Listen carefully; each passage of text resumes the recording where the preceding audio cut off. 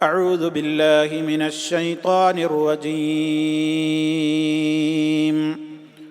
أولئك يجزون الغرفة بما صبروا ويلقون فيها تحية وسلاما خالدين فيها حسنت مستقرا ومقاما قل ما يعبأ بكم ربي لولا دعاؤكم فقد كذبتم فسوف يكون لزاما. സ്നേഹമുള്ള സത്യവിശ്വാസികളെ, സഹോദരി സഹോദരന്മാരെ, സുഹൃത്തുക്കളെ, അല്ലാഹു സുബ്ഹാനഹു വ തആലയുടെ മഹത്തായ അനുഗ്രഹത്താൽ മാസങ്ങളോളമായി നമ്മൾ വിശദീകരിച്ചു കൊണ്ടിരുന്ന സൂറത്തുൽ ഫുർഖാൻ,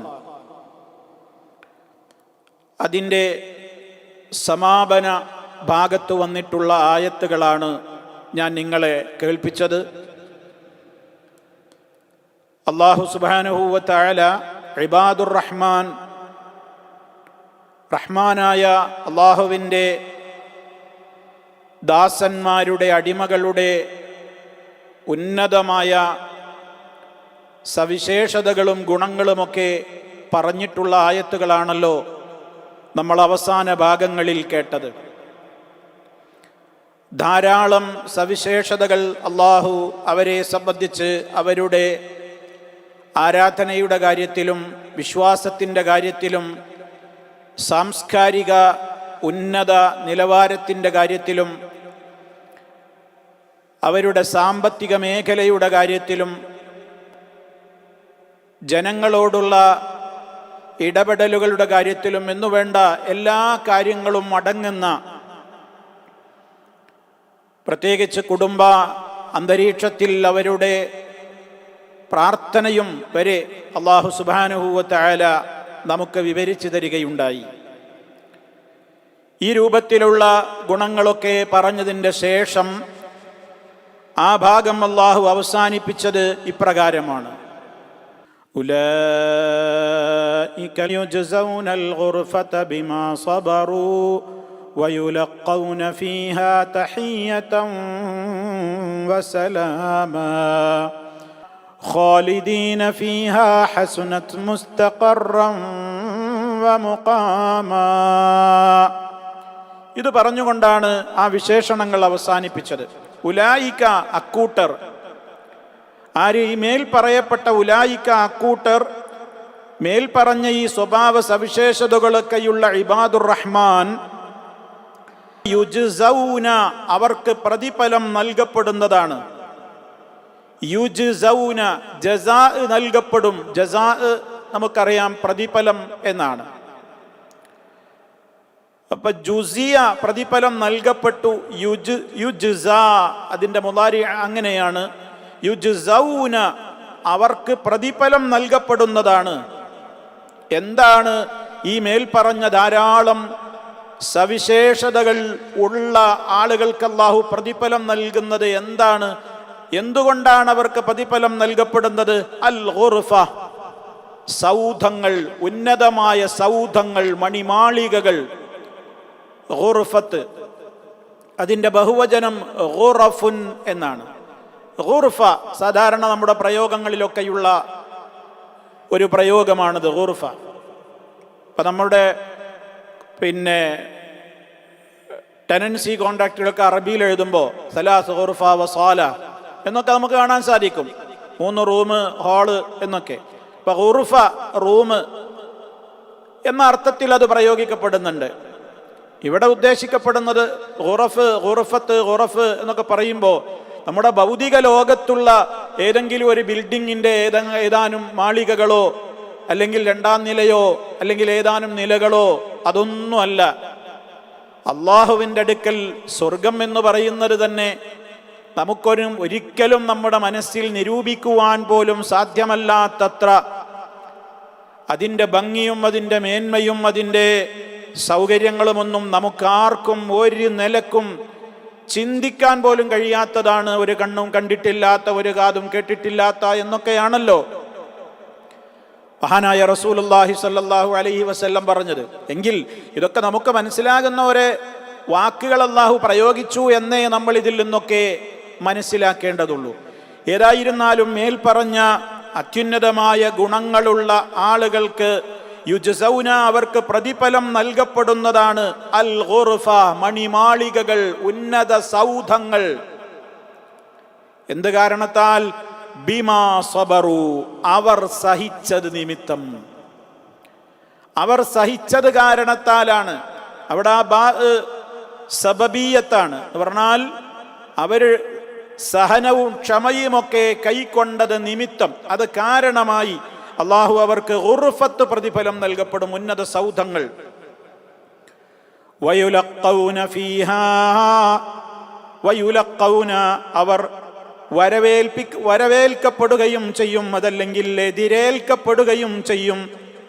വയുലഖൗന ഫീഹാ, ആ സ്വർഗത്തിൽ അവർ എതിരേൽക്കപ്പെടുകയും ചെയ്യുന്നതാണ്. അതിൽ വച്ച് അവർ എതിരേൽക്കപ്പെടുകയും ചെയ്യുന്നതാണ്. എങ്ങനെ? തഹിയ്യതൻ വസലാമാ, തഹിയ്യതൻ അഭിവാദ്യത്തോടെ, തഹിയ്യത്ത് അഭിവാദ്യം, അഭിവാദ്യത്തോടെയും, വസലാമാ സമാധാനത്തിൻ്റെ സന്ദേശത്തോടുകൂടിയും അവർ അതിലേക്ക് എതിരേൽക്കപ്പെടുന്നതാണ്. അതിൽ വെച്ച് അവർ എതിരേൽക്കപ്പെടുകയും ചെയ്യുന്നതാണ്. യുലഖൗന ഫീഹാ തഹിയ്യതൻ വസലാമാ ഖാലിദീന ഫീഹാ, അതിലവർ നിത്യവാസികളായ നിലയിൽ, അതിൽ അവർ നിത്യവാസികളായ നിലയിലായിരിക്കും. ഹസുനത്ത് മുസ്തഖറൻ വ മുഖാമാ, എത്ര നല്ല മുസ്തഖറൻ, താവളവും വീടുമാണത്, എത്ര നല്ല ഭവനമാണത്. വ മുഖാമാ, എത്ര നല്ല താമസ സ്ഥലവുമാണത്. മുസ്തഖർ താവളം, ഭവനം, മുഖാമ് താമസിക്കുന്ന ഇടം ഏതാണ്ടൊക്കെ ഒരേ തന്നെയാണ്. പക്ഷേ അതിലൊക്കെ വലിയ തത്വങ്ങളും അതുപോലെ തന്നെ അതിൻ്റെ പദവ്യത്യാസങ്ങളിലൂടെ പ്രത്യേകമായി അല്ലാഹു സുബ്ഹാനഹു വ തആല അവിടെ നൽകപ്പെടുന്ന സ്ഥാനങ്ങളിലേക്കൊക്കെയുള്ള സൂചനകൾ അതിലുണ്ട് എന്നുകൂടി നമ്മൾ മനസ്സിലാക്കുക. ഇതാണ് തുടർന്നുകൊണ്ട് ഇബാദുർ റഹ്മാനിൻ്റെ സവിശേഷതകളൊക്കെ പറഞ്ഞ് അവസാനിപ്പിച്ചതിൻ്റെ ശേഷം അള്ളാഹു ഇതാണ് പറഞ്ഞിട്ടുള്ളത്. എന്താണ് ഇവിടെ അള്ളാഹു നമ്മെ അറിയിച്ചിട്ടുള്ളത്? ഇക്കൂട്ടർക്ക് ഗുർഫത്ത് പകരം കിട്ടും, അഥവാ സ്വർഗത്തിലെ മണിമാളികകളാണ് അതുകൊണ്ട് ഉദ്ദേശിക്കപ്പെടുന്നത്. അതാണല്ലോ ഗുർഫ്. ആ സ്വർഗത്തിന് അത്യുന്നതമായ, മേലോട്ട് പോകുന്തോറും അത്യുന്നതമായ സുഖ സൗകര്യങ്ങളാണല്ലോ പറുദീസ സ്വർഗത്തിനുള്ളത്. അത്യുന്നതമായ മണിമാളികകളാണ് അവർക്ക് നൽകപ്പെടുന്നത്. എന്തുകൊണ്ട് എന്നാണ് അള്ളാഹു പറയുന്നത്? ബിമാ സബറു, അവർ സഹിച്ചത് കാരണത്താൽ. കണ്ടോ, അപ്പോൾ ക്ഷമയും സഹനവുമാണ് മനുഷ്യനെ സ്വർഗത്തിലേക്ക് എത്തിക്കുന്നത്. ക്ഷമിച്ചു എന്ന് പറയുമ്പോൾ നമ്മൾ മനസ്സിലാക്കണം, 3 വിധത്തിലുള്ള ക്ഷമകൾ ജീവിതത്തിൽ പാലിച്ചവർക്ക് സ്വർഗത്തിലെത്താൻ സാധിക്കുകയുള്ളൂ. ഒന്ന്, അല്ലാഹു സുബ്ഹാനഹു വ തആല നമ്മോട് ചെയ്യാൻ കൽപ്പിച്ച കാര്യങ്ങളൊക്കെ ക്ഷമയോടെ ചെയ്യാൻ സാധിക്കണം. അഥവാ സൽക്കർമ്മങ്ങൾ, ഇബാദത്തുകൾ കൊണ്ട് അല്ലാഹു നമ്മോട് കൽപ്പിച്ചിട്ടുണ്ട്. ആ കൽപ്പനകളൊക്കെ നമ്മുടെ ജീവിതത്തിൽ മുറപ്രകാരം കൃത്യമായി അനുഷ്ഠിക്കണമെന്നുണ്ടെങ്കിൽ സഹോദരങ്ങളെ നമുക്കറിയാം, അതിന് നല്ല ക്ഷമ വേണം. നല്ല ക്ഷമയുണ്ടെങ്കിലേ സൽക്കർമ്മങ്ങളിൽ കൃത്യത പാലിച്ച് മുന്നോട്ട് പോകാൻ കഴിയുകയുള്ളൂ. ക്ഷമയില്ലാത്തവർ അതിന് മെനക്കെടുകയില്ല. അവരതിൽ നിന്ന് അലസരായി ഒരു വേള പറ്റേ അത് ഉപേക്ഷിച്ച് പിന്മാറുകയും ചെയ്യും. അപ്പം 5 നേരത്തെ നമസ്കാരം തന്നെ അള്ളാഹു നമ്മോട് കൽപ്പിച്ചിട്ടുള്ള, നമ്മുടെ ശരീരം കൊണ്ട് നിർവഹിക്കേണ്ടുന്ന ആരാധനകളിൽ പരമപ്രധാനമായതാണല്ലോ 5 നേരത്തെ നമസ്കാരം. ആ നമസ്കാരം തന്നെയും നമ്മിൽ എത്ര പേർക്ക് അതിൻ്റെ കണിശമായ രൂപത്തിൽ നിലനിർത്താൻ കഴിയുന്നുണ്ട്? അങ്ങനെ നിലനിർത്തണമെന്നുണ്ടെങ്കിൽ നമുക്ക് തന്നെ അനുഭവമാണല്ലോ, നല്ല ക്ഷമയും സഹനവുമുള്ളവർക്കല്ലേ അതിന് സാധിക്കുകയുള്ളൂ. 5 നേരം കൃത്യമായി ജമാഅത്തിന് പള്ളിയിലെത്താൻ ബാധ്യസ്ഥരായവർ പള്ളിയിലെത്തുക, ആ നമസ്കാരത്തിൽ പാലിക്കേണ്ടുന്ന മര്യാദകളൊക്കെ പാലിക്കുക, അങ്ങനെ കൃത്യമായി അതിൽ വളരെ ശ്രദ്ധ പുലർത്തുവാൻ സാധിക്കുക. സക്കാത്തിന്റെ കാര്യം, നോമ്പിന്റെ കാര്യം, ഹജ്ജിന്റെ കാര്യം, ഏതേത് കർമ്മങ്ങളുണ്ടോ, ഖുർആൻ പാരായണം, അത് പഠനം, അതുപോലെ തന്നെ എന്ത് സൽക്കർമ്മങ്ങളുണ്ടോ, അള്ളാഹു കൽപ്പിച്ച കാര്യങ്ങൾ മുഴുവനുമാണ് ഞാൻ ഉദ്ദേശിക്കുന്നത്. ഏത് സൽക്കർമ്മം നമുക്ക് ചെയ്യണമെന്നുണ്ടെങ്കിലും നല്ല ക്ഷമയുള്ളവർക്കേ സാധിക്കുകയുള്ളൂ. അപ്പൊ സ്വർഗത്തിലേക്ക് അവർക്ക് അള്ളാഹു സ്വർഗം കൊടുത്തത് എന്തുകൊണ്ടാണ്, എന്ത് കാരണമായിട്ടാണ്? അവർ നല്ലോണം സഹിച്ചവരാണ്. അപ്പൊ ക്ഷമ 3 വിധത്തിലുണ്ട് എന്ന് പറയുമ്പോൾ എൻ്റെ സഹോദരങ്ങൾ മനസ്സിലാക്കുക. ഒന്ന്, അള്ളാഹു കൽപ്പിച്ച കാര്യങ്ങൾ ചെയ്യുന്നതിൽ അവർ ക്ഷമ പാലിച്ചു, അതാണ് ഒന്നാമത്തെ ക്ഷമ. ഇനി അതിൻ്റെ മറുവശം അതെന്താണ്? അള്ളാഹു ഹറാമാക്കിയ കാര്യങ്ങളിൽ നിന്ന് അകന്നു നിൽക്കുന്നതിലും അവർ ക്ഷമ കാണിച്ചു. അപ്പൊ ഹറാമുകളിൽ നിന്ന് വിട്ടു നിൽക്കാൻ അപാരമായ ക്ഷമ വേണം. വിശദീകരിക്കേണ്ടതില്ലല്ലോ സുഹൃത്തുക്കളെ, നമുക്കെല്ലാവർക്കും ആലോചിച്ചാൽ അറിയില്ലേ, ഏതൊരു തിന്മക്കും താൽക്കാലികമായ ഒരു ആസ്വാദനം ശൈത്താൻ നമ്മുടെ മനസ്സിൽ ഇങ്ങനെ ഇട്ടുതരും. അങ്ങനെ അത് ചെയ്തോ ചെയ്തോ ചെയ്തോ എന്നിങ്ങനെ ധാരാളക്കണക്കിന് പ്രലോഭനങ്ങൾ നമ്മുടെ മനസ്സിലേക്ക് ചെകുത്താൻ ഇട്ടു തരും. അങ്ങനെ ഏത് തിന്മയും നമുക്ക് നന്മയായി കാണിച്ചു തരും ശൈത്താൻ. അപ്പോൾ അത് നമുക്ക് ചെയ്യാൻ വലിയ ആവേശവും താല്പര്യമൊക്കെ ഉണ്ടാവും. നമ്മുടെ മനസ്സിൻ്റെ കൊതിയും അതായിരിക്കും. അത് അന്യായമായി ഒരുപാട് സമ്പത്ത് നേടുന്നൊരു വിഷയമായാലും, ശാരീരികമായ ഒരു സുഖത്തിൻ്റെ പ്രശ്നമാണെങ്കിലും, ലഹരിയുടെ കാര്യമാണെങ്കിലും, സെക്സിൻ്റെ വിഷയമാണെങ്കിലും, മറ്റേത് വിഷയത്തിലും തിന്മകളിൽ നിന്ന് വിട്ടു നിൽക്കുക എന്നുള്ളത്, പലിശ വാങ്ങാതിരിക്കുക, സാമ്പത്തികമായി അള്ളാഹു വിധിച്ചതല്ലാത്തതൊന്നും എനിക്ക് വേണ്ട, ഹറാമായ ഒരു ഫിൽസ് എനിക്ക് വേണ്ട എന്ന് തീരുമാനിക്കുക. ആ നിലക്കുള്ള കച്ചവടം മതി എനിക്ക്, ആ നിലക്കുള്ള വരുമാനം മതി എനിക്ക്, എത്ര കുറവാണെങ്കിലും അത് മതി. ഇങ്ങനെ നല്ല കാര്യം, കളവ് പറയൂല, സത്യം മാത്രം പറഞ്ഞുകൊണ്ട് ജീവിക്കുക.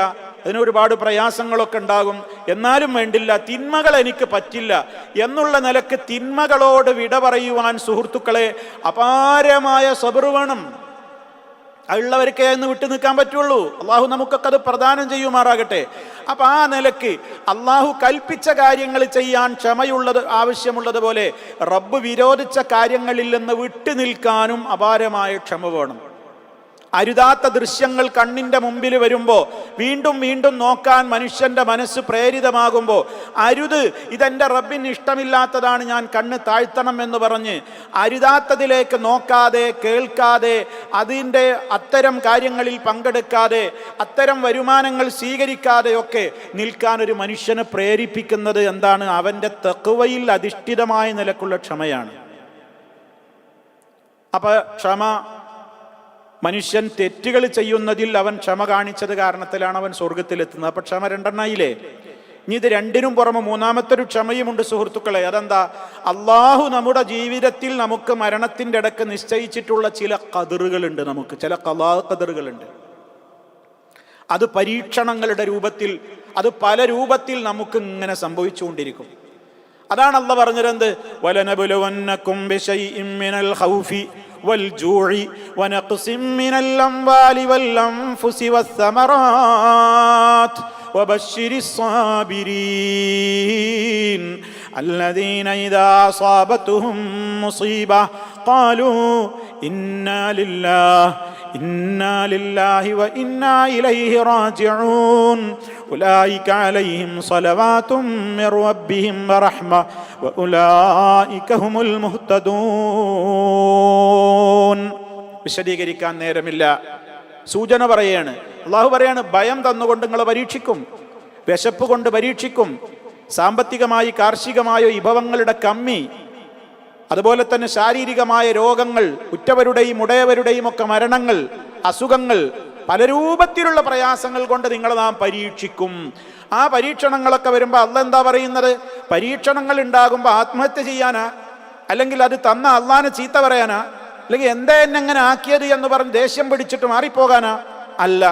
വബശ്ശിരിസ് സാബിരീൻ, ക്ഷമാലുക്കൾക്ക് സന്തോഷ വാർത്ത അറിയിക്കൂ പ്രവാചകരെ.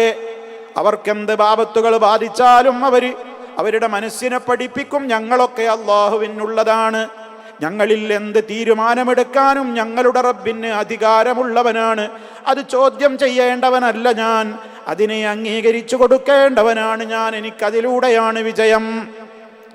ഇനി അവൻ്റെ അടുക്കലേക്കാണ് ഞങ്ങളുടെ മടക്കം. അവിടെ ചെന്നാൽ അവൻ ഇതിന് ഞങ്ങൾക്ക് വലിയ പ്രതിഫലം തരും. ആ ബോധത്തോടെ ക്ഷമ കൈക്കൊള്ളുമ്പോൾ ഏത് പ്രതിസന്ധിയും അവനത് പൊന്നാക്കി മാറ്റാൻ, അഥവാ പരലോകത്തേക്ക് അവന് നന്മയിൽ മുതൽക്കൂട്ടാക്കി മാറ്റാൻ അവന് സാധിക്കും. അപ്പം അതെന്തുകൊണ്ടാണ്? നമ്മുടെ ജീവിതകാലത്തിൻ്റെ ഇടക്ക് വരുന്ന പരീക്ഷണങ്ങളിലുള്ള ക്ഷമയാണ്. അപ്പം 3 ക്ഷമയായില്ലേ?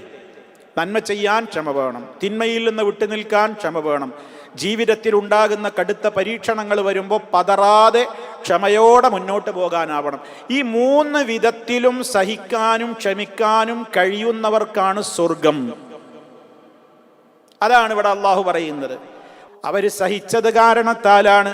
കാരണം ഇബാദുർ റഹ്മാനിൻ്റെ ഒരുപാട് ഗുണങ്ങൾ ഇപ്പം നേരത്തെ നമ്മൾ പഠിച്ചു കഴിഞ്ഞു. അതൊക്കെ അവർക്ക് നല്ല ക്ഷമയുള്ളത് കൊണ്ടാണ് അവർക്കതൊക്കെ പാലിക്കാൻ പറ്റിയത്.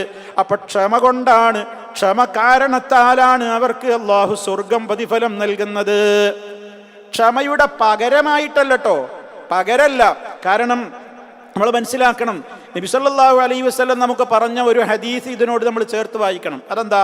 ലാ യദ്ഖുലു അഹദും മിൻകുമുൽ ജന്ന ബിഅമലിഹി. നിങ്ങളിൽ ആരും തന്നെ നമ്മുടെ കർമ്മം കൊണ്ട് സ്വർഗത്തിലേക്ക് പോകില്ല. നമ്മളെ ഇബാദത്തൊക്കെ ചെയ്തിട്ടുണ്ട്, അപ്പം എനിക്ക് സ്വർഗം അവകാശിയായിട്ട് കിട്ടാൻ മാത്രമൊക്കെ ഞാൻ പണിയെടുത്തിട്ടുണ്ട് എന്ന ഒരു ധാരണയൊന്നും നമുക്ക് വേണ്ട.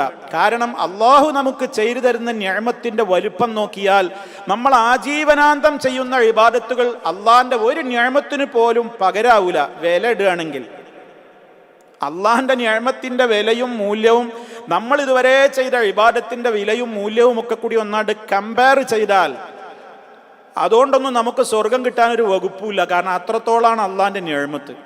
പിന്നെ ഇവിടെ അള്ളാഹിൻ്റെ പ്രത്യേക ഫളില് കിട്ടുമ്പോഴാണ് നമ്മൾ സ്വർഗത്തിൽ പോണത്. അപ്പം നമ്മുടെ പ്രവർത്തനങ്ങളുടെ കാരണമാണ്. നമ്മൾ അള്ളാഹ്ക്ക് അനുസരിച്ച് ജീവിച്ചൊക്കെ പ്രവർത്തിച്ചിട്ടുണ്ട്, അതിൻ്റെ ഒരു കാരണമായിട്ട്. കാരണമാകുമ്പോൾ ഒരു വസ്തു കാരണമാകലും നേർക്ക് നേരെ അതിൻ്റെ വില നിശ്ചയിക്കലും തമ്മിൽ വ്യത്യാസമുണ്ടല്ലോ. അപ്പം അത്ര വിലയൊന്നും ഇല്ലെങ്കിലും ഇത് അങ്ങനെ ചെയ്തല്ലോ എന്ന കാരണത്താൽ, അതാണ് ഞാൻ നേരത്തെ പറഞ്ഞത്, ഇവിടെ ബിമാ സബറു എന്ന് പറഞ്ഞിടത്ത ബാ സബബിയാണ്, കാരണത്തെ കുറിക്കുന്ന ബാ ആണ് അവിടെ എന്ന് സൂചിപ്പിക്കാൻ കാരണം. ശരി സഹോദരങ്ങളെ, അപ്പൊ ക്ഷമ പാലിച്ചത് കാരണത്താൽ അവർക്ക് അല്ലാഹു ഗുർഫത്ത് പ്രതിഫലം നൽകും.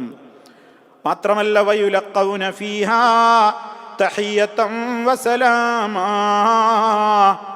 അതിൽ അവർ എതിരേൽക്കപ്പെടുകയും ചെയ്യുന്നതാണ്. യുലഖൗന, അവർ എതിരേൽക്കപ്പെടുകയും ചെയ്യുന്നതാണ്.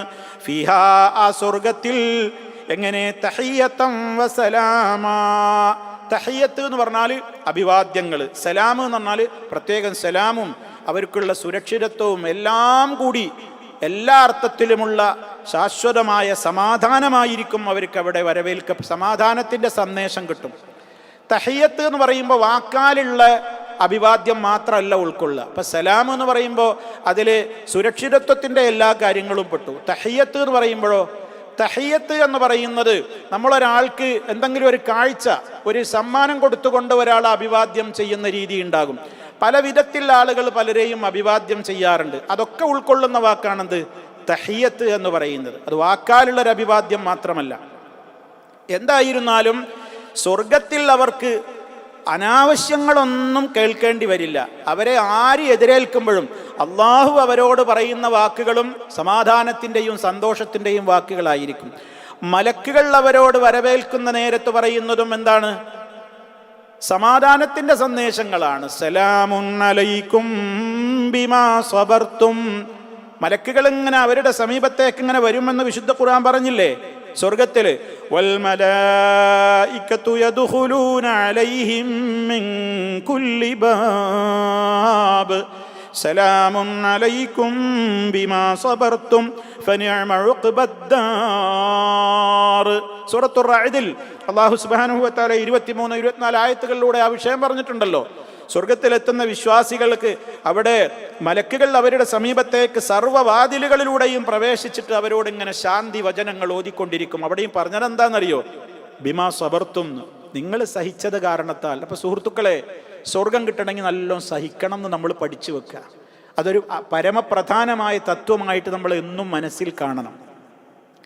ക്ഷമിക്കുന്നവർക്കേ സ്വർഗം കിട്ടുകയുള്ളൂ. ക്ഷമയാണ് സ്വർഗത്തിലേക്ക് നമ്മെ എത്തിക്കുന്നത്. ഇവിടെ ഉർഫത്ത് അല്ല പകരം കൊടുക്കുന്നു പറഞ്ഞെടുത്ത് പറഞ്ഞാൽ എന്താ? ബിമാ സബറു. മലക്കുകൾ അവരെ വരവേൽക്കുന്ന നേരത്ത് അവരോട് സ്വാഗതമോതുമ്പോൾ പറയുന്നത് എന്താ? കേറിക്കോ, സലാമുൻ അലൈക്കും, നിങ്ങൾക്ക് സലാമുണ്ടാകട്ടെ. ബിമാ സബർത്തും, നിങ്ങൾ സഹിച്ചത് കാരണത്താലാണ്. നല്ല ക്ഷമ നമുക്ക് വേണം. അതുള്ളവർക്കേ സ്വർഗം കിട്ടുകയുള്ളൂ. അത് നമ്മൾ പ്രത്യേകം ശ്രദ്ധിക്കണം. അതുകൊണ്ട് നമ്മുടെ ഇബാദത്തുകളിലൊക്കെ അധ്വാനം ശരിക്കും നമ്മൾ നിർവഹിച്ചിട്ട് വളരെ കാര്യക്ഷമതയോടുകൂടെ തന്നെ മുന്നോട്ട് പോകണം. തിന്മകളിൽ നിന്ന് വിട്ടു നിൽക്കണം. നമ്മുടെ മനസ്സ് നമ്മളെ പലതും പ്രേരിപ്പിക്കുക, അരുത് എന്ന് പറഞ്ഞ് വിട്ടു നിൽക്കാൻ നല്ല കഴിവ് വേണം, നല്ല ക്ഷമ വേണം. നല്ല കാര്യങ്ങൾ ചെയ്യണമെങ്കിൽ നല്ല ക്ഷമ വേണം. നേരത്തിന് നിസ്കരിക്കാനും അങ്ങനെ അതിനൊക്കെ നല്ല ക്ഷമ വേണം. പ്രയാസങ്ങളും ബുദ്ധിമുട്ടുകളൊക്കെ ഉണ്ടാകുമ്പോൾ സഹിക്കണമെങ്കിൽ നല്ല ക്ഷമ വേണം. അതൊക്കെ പറയാൻ എളുപ്പ സുഹൃത്തുക്കളെ. നമുക്ക് പ്രയാസവും കഷ്ടപ്പാടും ഒക്കെ വരുമ്പോൾ മനുഷ്യനാണ് നിരാശനായിട്ട് മനുഷ്യൻ പലതും വിളിച്ചു പറയും, ഒരു വേള ആത്മഹത്യയിലേക്കൊക്കെ പോകും. നല്ല സുഖം ഉണ്ടാകുമ്പോൾ നമുക്ക് ക്ഷമയും സഹനമൊക്കെ ഉപദേശിക്കാൻ എളുപ്പമാണ്. നമ്മൾക്ക് ഓരോരുത്തർക്കും വരുമ്പോഴാണ് പ്രശ്നങ്ങൾ വലുതായിട്ട് നമുക്ക് തോന്നുക. അള്ളാഹു നമുക്ക് ക്ഷമ പ്രദാനം ചെയ്യുമാറാകട്ടെ. സഹോദരങ്ങളെ, അതുകൊണ്ടല്ലേ നമ്മൾ പ്രാർത്ഥിക്കുന്നത് അള്ളാഹുവിനോട്, റബ്ബേ താങ്ങാനാവാത്തതൊന്നും തരരുതേ, അസഹനീയമായതൊന്നും നൽകി പരീക്ഷിക്കരുതേ എന്ന് നമ്മൾ പ്രാർത്ഥിക്കുന്നത് അതുകൊണ്ടല്ലേ. അപ്പൊ അതുകൊണ്ട് സുഹൃത്തുക്കളെ, സ്വർഗം നമുക്ക് കിട്ടണമെങ്കിൽ ക്ഷമ വേണം എന്ന് ഇതിൽ നിന്ന് നമ്മൾ മനസ്സിലാക്കുക. ഇനി ആ സ്വർഗത്തെക്കുറിച്ച് എന്താ പറയുന്നത്? ഖാലിദീന ഫീഹാ, അവരതിൽ നിത്യവാസികളായ നിലയിലായിരിക്കും. ഒരിക്കലും പുറത്തു പോകേണ്ടി വരൂല. സ്വർഗത്തുനിന്ന് ഒരിക്കലും പുറത്തു പോകേണ്ടി വരൂല. അവിടെ മരണമല്ല, എന്നും ജീവിതാണ്, എന്നും യൗവനമാണ്, എന്നും നല്ല ആരോഗ്യമാണ്.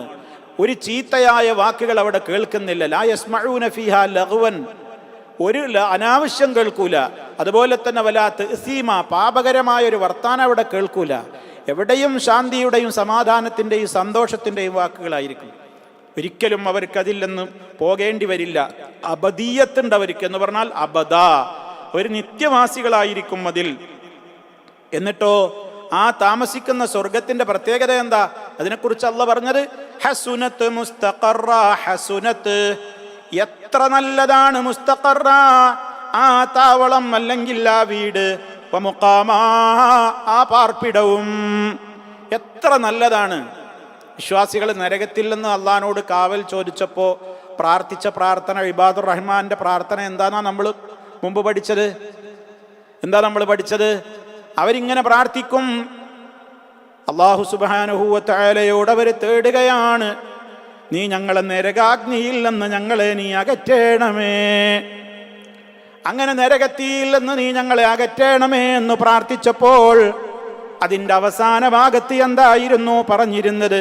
ഇന്നഹാ സാഅത്ത് മുസ്തഖറൻ വ മുഖാമാ അല്ലേ? അതല്ലേ ഇബാദുർ റഹ്മാന്റെ പ്രാർത്ഥന? റബ്ബന സ്രിഫ് അന്നാ അദാബ ജഹന്നം ഇന്ന അദാബഹാ കാന ഗറാമാ ഇന്നഹാ സാഅത്ത് മുസ്തഖറൻ വ മുഖാമാ, കത്തിയാളുന്ന ജഹന്നമിൽ നിന്ന് നീ ഞങ്ങളെ തിരിച്ചു വിടണേ അല്ലാ എന്ന് പറഞ്ഞിട്ട് അവസാനം എന്താ പറഞ്ഞത്? ഇന്നഹാ സാഅത്ത് മുസ്തഖറൻ വ മുഖാമാ, ആ താവളവും പാർപ്പിടവും ഒക്കെ എത്ര ചീത്തയായ താവളവും പാർപ്പിടവുമാണ്.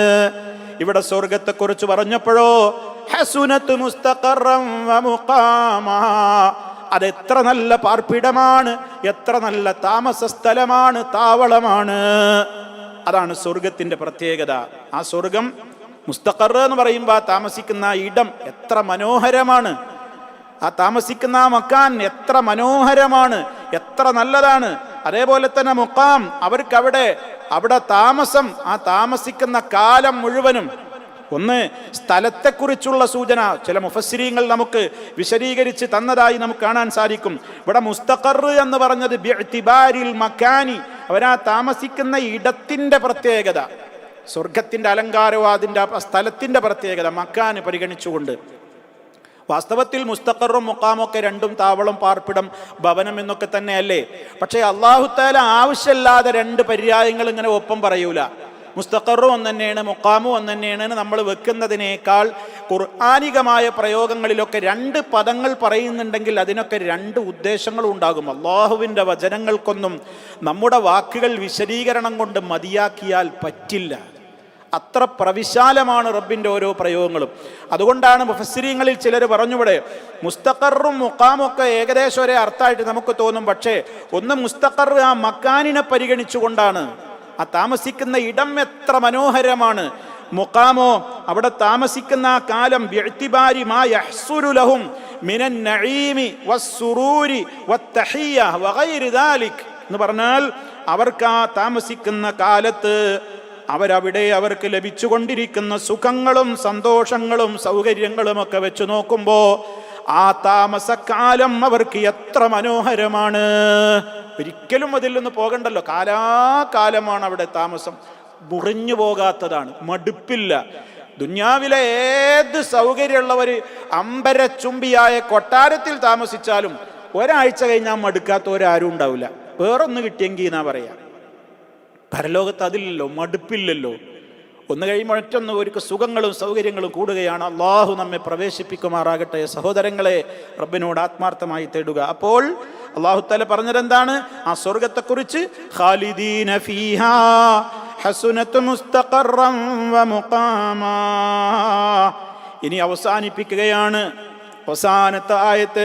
ഖുൽ മാ യഅബഉ ബികും റബ്ബി ലൗലാ ദുആഉകും ഫഖദ് കസ്സബ്തും ഫസൗഫ യകൂനു ലിസാമാ. ഖുൽ, പ്രവാചകരെ പറയൂ പ്രവാചകരെ, മാ യഅബഉ ബികും, നിങ്ങളെ ഒരിക്കലും വകവെക്കുകയില്ല. നിങ്ങളെ കാര്യം ഒരു ഗൗരവത്തിൽ എടുക്കുന്നല്ല. അതാണ് യഅബഉ എന്ന് പറഞ്ഞാൽ. മാ യഅബഉ ബികും, നിങ്ങളുടെ കാര്യം എന്ത് വകവെക്കാനാണ്? അല്ലെങ്കിൽ വകവെക്കൂല. ആര്? റബ്ബി, എൻ്റെ രക്ഷിതാവ് നിങ്ങളെ പരിഗണിക്കുകയേ ഇല്ല, നിങ്ങളെ വകവെക്കുകയേ ഇല്ല. എന്തില്ലായിരുന്നുവെങ്കിൽ ലൗലാ ദുആഉകും, നിങ്ങളുടെ ദുആയില്ലായിരുന്നുവെങ്കിൽ എൻ്റെ റബ്ബ് നിങ്ങളെ പരിഗണിക്കുകയേ ഇല്ലായിരുന്നു.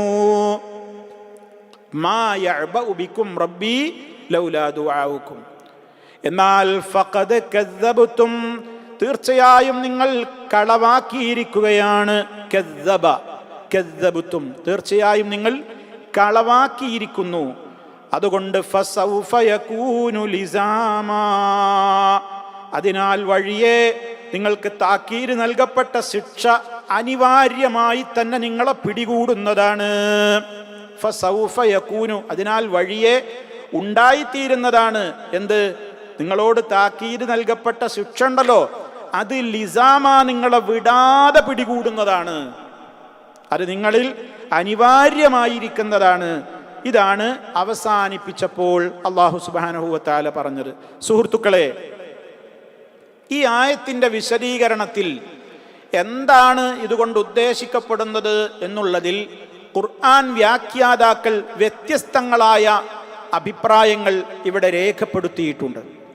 ആ അഭിപ്രായങ്ങളൊക്കെ ഏതാണ്ട് ഖുർആനിൻ്റെ ഒരു പ്രത്യേകത. ഖുർആനിന് ആ നിലക്കുള്ള ആ അഭിപ്രായങ്ങളൊന്നും തന്നെ വൈരുദ്ധ്യങ്ങളൊന്നുമല്ല.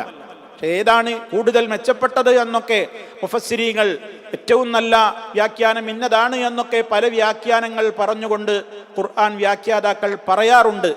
എന്നാൽ ഒന്നും വൈരുദ്ധ്യങ്ങളല്ലതാണ്.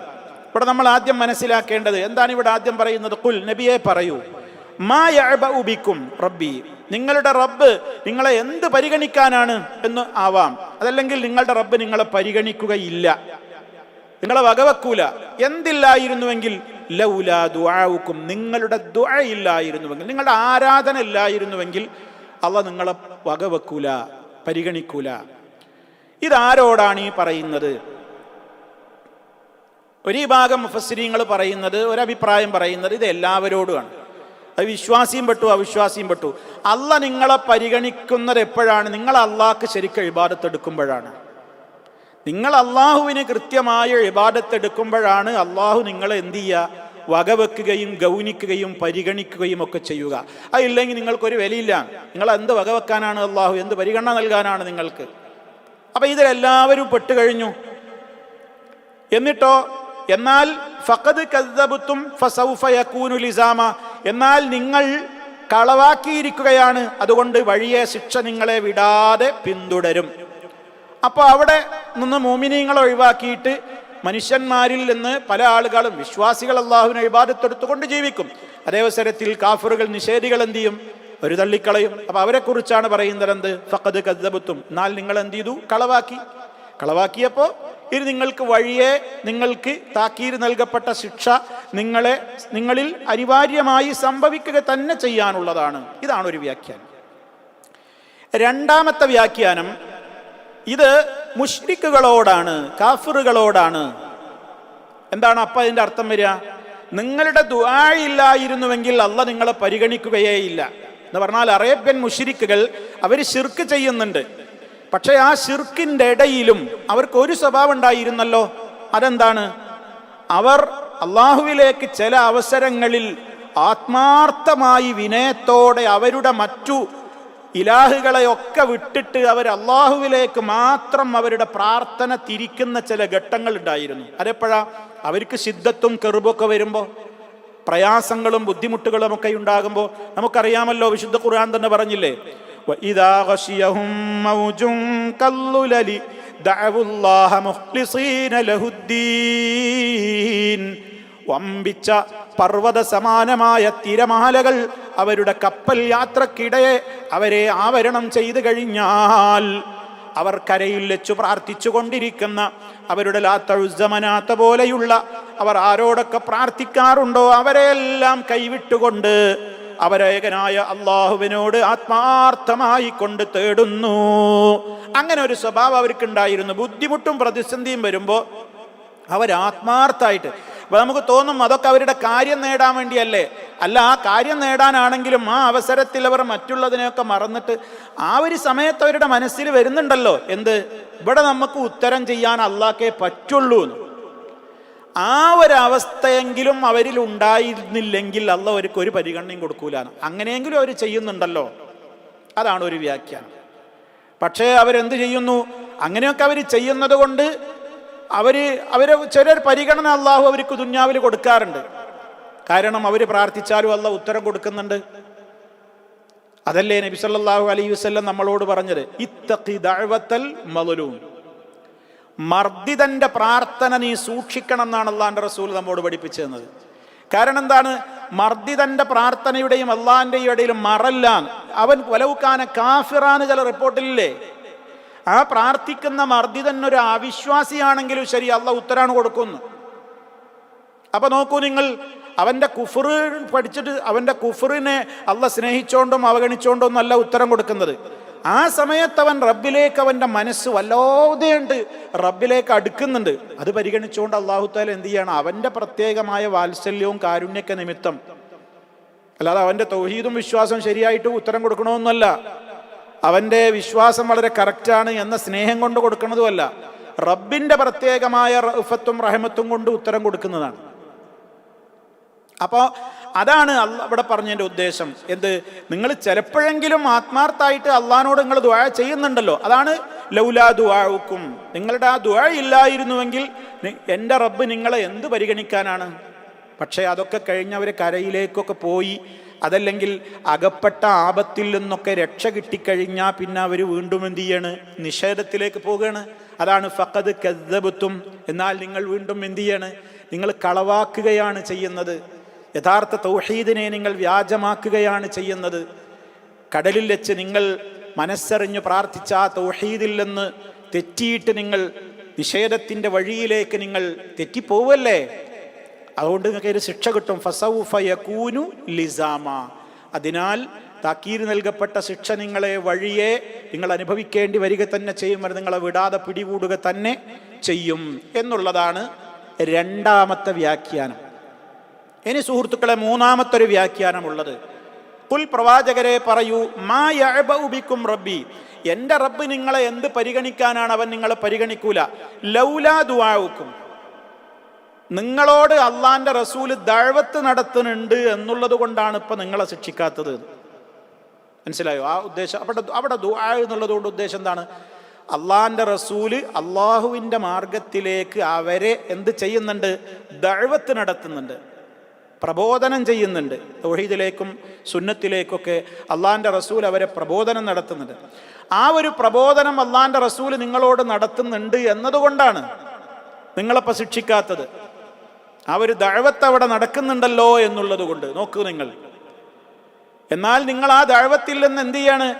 നിങ്ങൾ ആ ദഅവത്തൊക്കെ കേൾക്കുന്നുണ്ട്, അല്ലാഹുവിന്റെ റസൂൽ നിങ്ങളെ വിളിക്കുന്നതൊക്കെ നിങ്ങൾ കേൾക്കുന്നുണ്ട്, സത്യമൊക്കെ നിങ്ങൾ മനസ്സിലാക്കുന്നുണ്ട്, എന്നിട്ടും ഫഖദ് കദ്ദബതും, പക്ഷെ നിങ്ങൾ കളവാക്കുകയാണ് ചെയ്യുന്നത്, നിങ്ങൾ വ്യാജമാക്കുകയാണ് ചെയ്യുന്നത്. അതുകൊണ്ട് ഫസൗഫ യകൂനു ലിസാമ, നിങ്ങൾക്കിതാ വരാൻ പോകുന്നു എന്ന് മുന്നറിയിപ്പ് നൽകപ്പെട്ടിട്ടുള്ള ആ ശിക്ഷ നിങ്ങളെ വിടാതെ പിടികൂടുക തന്നെ ചെയ്യും.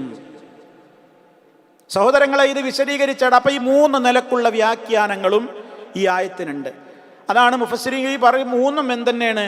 ഒന്നും വൈരുദ്ധ്യങ്ങളില്ല.